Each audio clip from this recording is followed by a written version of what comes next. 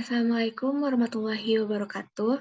Perkenalkan, nama saya Tiara Salsabila Putri dengan NIM 210423666 akan mempresentasikan tugas mata kuliah Statistik Sosial dengan dosen pengampu Bapak I.I. Permana yang berjudul Structural Equation Modeling.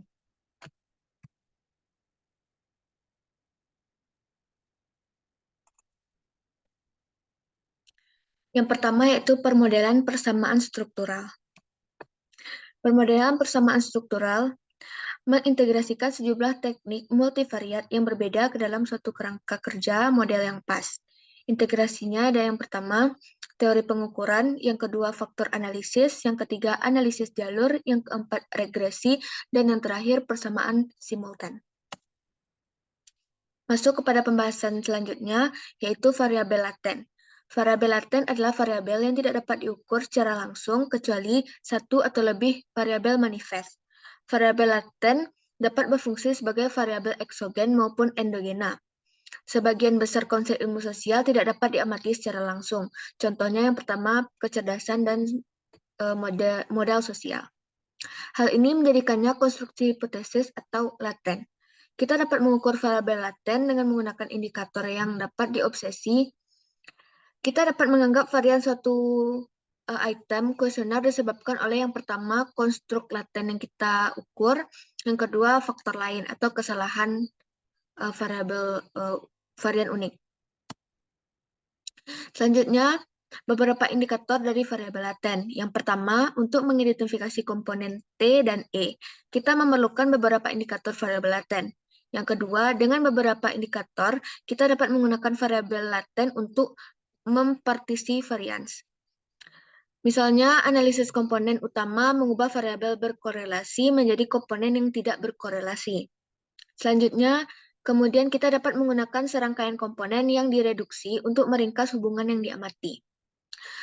Skor sebenarnya dan pengukuran kesalahan.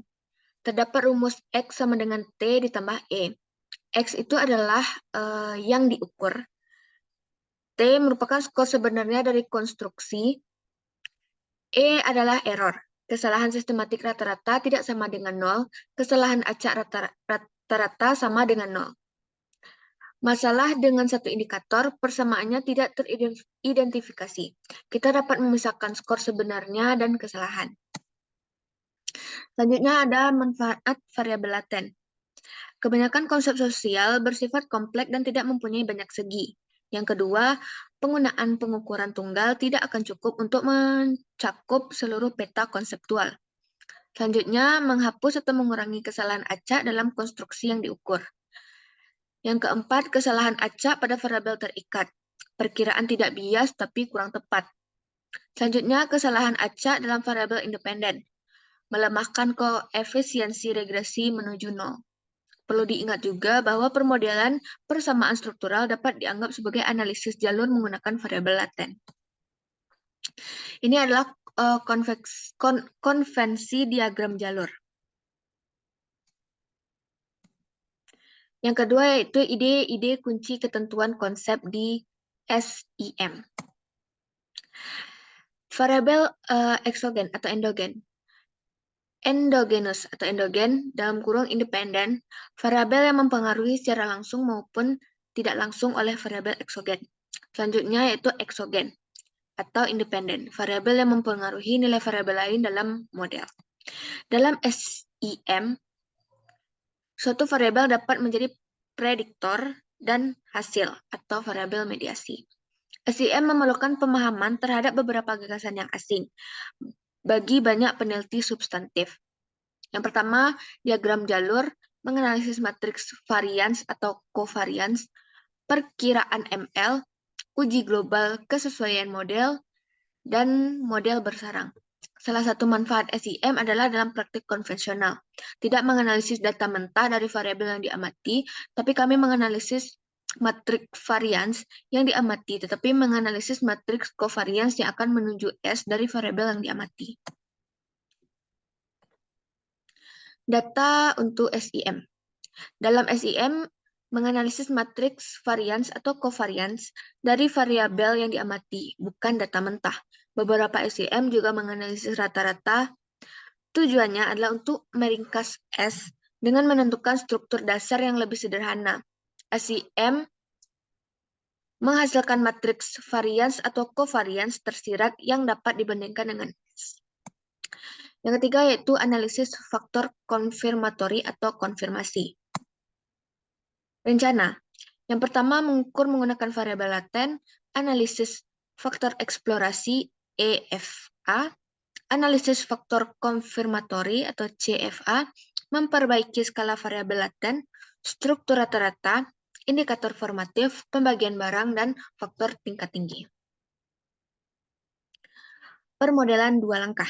SIM adalah analisis jalur dengan variabel laten.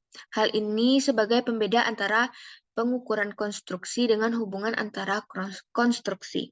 Langkah pertama yaitu mengukur konstruksi dan langkah kedua memperkirakan bagaimana konstruksi saling terikat satu sama lain. Langkah pertama pengukuran. Semua pengukuran dilakukan dengan kesalahan. Mengisolasi komponen skor sebenarnya dari variabel yang diukur. X sama dengan T ditambah E. Yang keempat, dari model pengukuran menjadi model struktural. Langkah-langkah dalam model persamaan struktural. Yang pertama, menetapkan model pengukuran yang memuaskan untuk konsep-konsep utama dengan menggunakan variabel laten. Yang kedua, jalur regresi antara konsep ini adalah persamaan struktural yang menentukan bagaimana konsep-konsep berhubungan satu sama lain. Contohnya kita akan menyesuaikan jalur regresi antara konsep-konsep yang diukur dan kemudian kita akan memperkirakan parameter model. Dan ini akan menghasilkan bobot beta untuk persamaan regresi dengan cara biasa yang akan kita dapatkan dalam regresi OLS. Misalnya kita akan menguji hipotesis tentang arah dan besaran serta signifikan parameter model yang disarankan oleh teori kita dan kemudian langkah terakhir adalah menilai kesesuaian model. Jika kita memiliki model yang cocok, maka kita dapat yakin bahwa estimasi parameter model kita konsisten dan tidak bias. Dalam memperkirakan jalur regresi antara variabel laten yang kita gunakan untuk menguji teori kita, kemudian kita memeriksa kesesuaian model struktural, dan jika cocok, maka kita katakan model kita sesuai dengan data, dan kita memiliki teori yang didukung oleh data. Hal ini mungkin membawa kita pada kesimpulan, dan bahwa kita telah mendapatkan model yang sebenarnya. Yang kelima, model rekursif dan non-rekursif. Model rekursif adalah model di mana semua efek sebab akibat mengarah ke arah yang sama, searah dan gangguan yang istilah kesalahan tidak berkorelasi dengan satu sama lain. Dan kita dapat membedakan dengan model non-rekursif yang merupakan model di mana kita semacam putaran umpan balik, di mana dua variabel saling menyebabkan kita memiliki apa yang kita sebut dengan efek timbal balik. Jadi perbedaan ini penting untuk mempunyai implikasi terhadap identifikasi model dan mempunyai implikasi terhadap apakah kita bisa, bagaimana kita menafsirkan dan mempercayai sebenarnya perkiraan yang kita peroleh dari model kita. Yang terakhir yaitu jenis model mediasi. Model mediasi memiliki hipotesis bahwa variabel independen mempengaruhi variabel mediator yang pada gilirannya mempengaruhi variabel dependen. SIM sangat cocok dengan model mediasi. Jenis model mediasi, sebuah variabel laten yang diregresi pada eta 1 dan kita memiliki variabel ketiga Z yang merupakan jenis eksogen kita. Variabel di sini dan kita dapat melihat efek berbeda yang dimiliki X pada eta 1. Pertama-tama efek langsung pada Z. Pada eta 2 adalah bobot beta 3. Di sini jalur langsung, yaitu jadi itulah yang biasanya kita fokuskan pada persamaan regresi yang berpengaruh langsung. Namun kita juga dapat memperkirakan pengaruh tidak langsungnya karena kita mempunyai koefisien beta 1 dan eta 1 pada Z. Dan koefisien beta 2 dari eta 2 pada eta 1. Sekarang kita mengambil produk dari kedua parameter tersebut, maka itu akan memberi kita efek tidak langsung dari Z pada eta 2. Sekian hasil presentasi dari saya. Terlebih dan terkurang saya mohon maaf.